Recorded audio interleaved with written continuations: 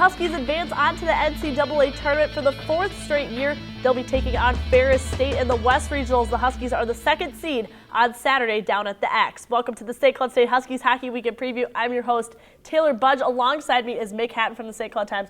Mick, the Huskies couldn't pick a better time to be on their 6-game winning streak. Now they're taking on a Ferris State team that they haven't faced off against since 2002, so kind of fill us in on what to expect from this WCHA team. Yeah, Ferris State took fourth in the regular season in the WCHA, but put together obviously a pretty good run here in the WCHA Final Five tournament, beating Michigan Tech and Minnesota State Mankato, only giving up one goal in those last two games. Michigan Tech and Mankato tied for the regular season title, so they're doing some things right here going into this tournament. Now, you can't mention Ferris State without mentioning Gerald Mayhew. He's pretty much the whole team on an offensive standpoint this year. What are some stats that he's been doing to make Ferris State so successful? Well, he had the game-winning goal against Mankato in the championship game of the WCHA tournament. 36 points going into it. All WCHA second team.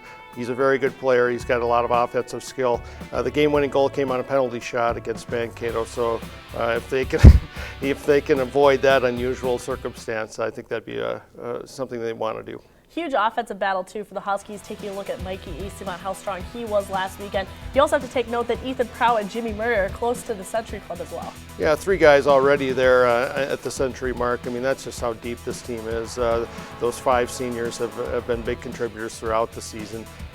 Expecting kind of the same as they go into the NCAA tournament. They're going to need to lead the way.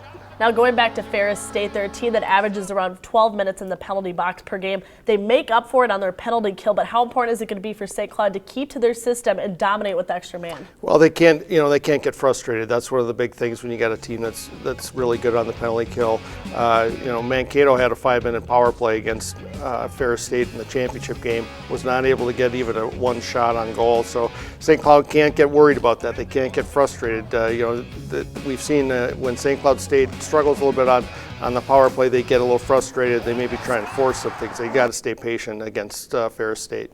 Now, the Huskies are 2-2 in their last 4 playoff games at the X in the NCAA tournament. What's going to be the biggest key to advance on to the West Regional Finals? Well, and both of the games have gone into overtime. They've actually played 3 straight overtime games, I think, in the first round of the NCAA tournament. So if you can avoid overtime, that'd be something that they want to do. But the nice thing for St. Cloud State, too, is that they're playing that first game. So if they're able to get past that first game, the winning percentage for the teams that play in the first game go on and play in the championship pretty high. So we'll see if it works to their advantage, but they have to get past a real tough Ferris State team to start with. Well, let's see if the guys can get the job done. Puck drop between the Huskies and Bulldogs is set for 2 p.m. on Saturday down at the XL Energy Center. A reminder for students, the tickets are only $20 if you purchase those an hour before puck drop on Saturday. Now, hopefully Mick and I will be back on Sunday morning to preview the West Regional as the Huskies look for another trip to the Frozen Four.